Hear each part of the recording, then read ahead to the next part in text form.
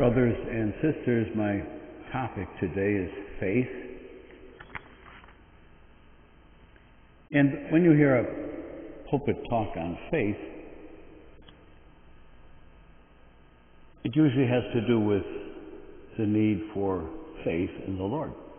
And it is fitting and proper that we speak in those terms because there's nothing on earth that you and I need more. In times of poverty, we need faith in His care and provision. In times of temptation, we need faith in His way of life. In times of moral failure, we need faith in His forgiveness. And in times of discouragement, we need faith in His purposes, His providence, His power. Every day of our lives, and it does it in different ways, we desperately need to believe in the Lord. Today, I want to reverse that emphasis and kind of turn it around. I want to talk about the faith that Jesus has in us. In His high priestly prayer, which today's gospel is a part of it, He says these words, Father, I entrusted to them the message you entrusted to me, and they received it. Think about that for a minute. Here's Jesus on the night before His death. Tomorrow He will die, and He knows that. His public ministry is almost over. He has poured His life into the work His Father has given Him to do. And in a sense, He doesn't have a lot to show for it. There's two numbers. One number you're all familiar with is the 5,000 people who were fed on the loaves and fishes. They saw that miracle. And Acts of the Apostles tells us that on the day of Pentecost, the total membership of the church was 120. Now, He will preach and teach no more. But He's handed the torch over to these very plain, ordinary men and confidently believes that it's in good hands. He says to His Father, I entrusted to them the message you entrusted to me. Christ had a profound faith in His first followers, and He has that same kind of faith in us. Now that seems an incredible thing, doesn't it? We have sometimes great difficulty believing in each other, and some of the times we don't even believe in ourselves. How could it be that the Lord would believe in us? Can we make any sense of that? Consider first that Christ's faith in His followers is based on a thorough knowledge. He knew those men better than they knew Himself, and He knows us the same way. From top to bottom, from inside out, He knows everything about us that there is to know. And I'm aware, of course, that can be a disturbing thought. Every one of us knows something about himself or herself that we would prefer not to be known by anyone else. We all have a skeleton or two hidden away in some secret closet.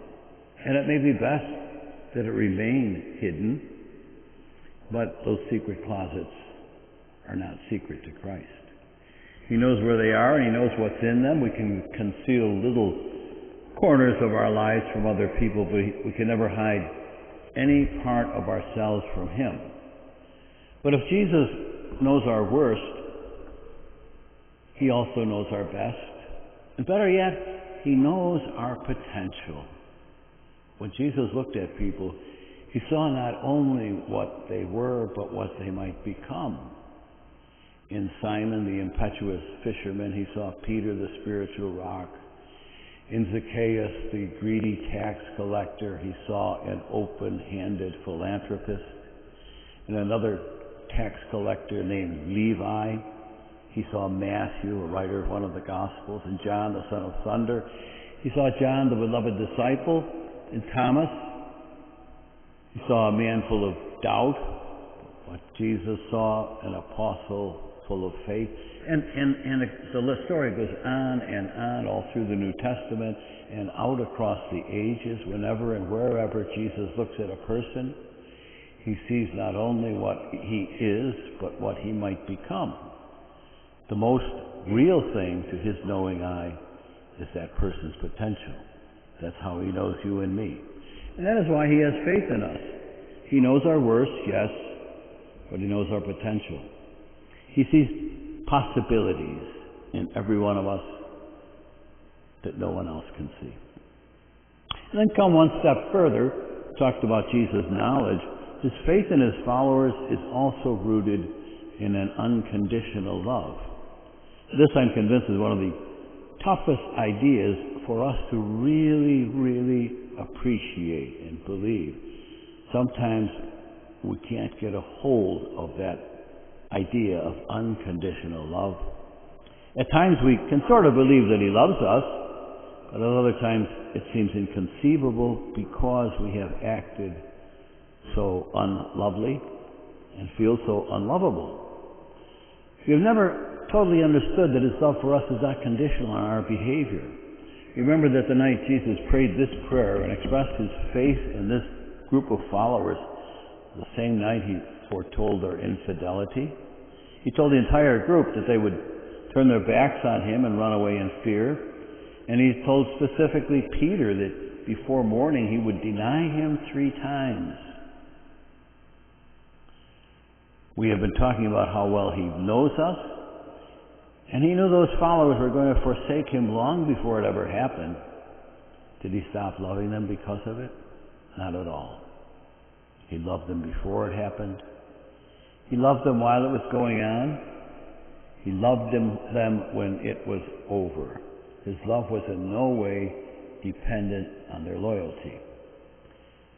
So, you may be listening to these words as someone whose heart is hurting with guilt. Perhaps you're ashamed of yourself for something you've done, or maybe something you have not done. Do not think that Christ has stopped loving you because of that. His love for you has not wavered or changed in one single bit.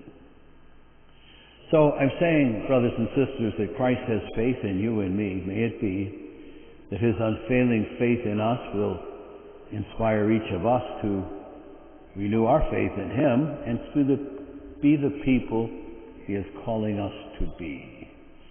And may this Eucharist that we celebrate here this morning enable us to continue on that journey toward what we might become. Amen.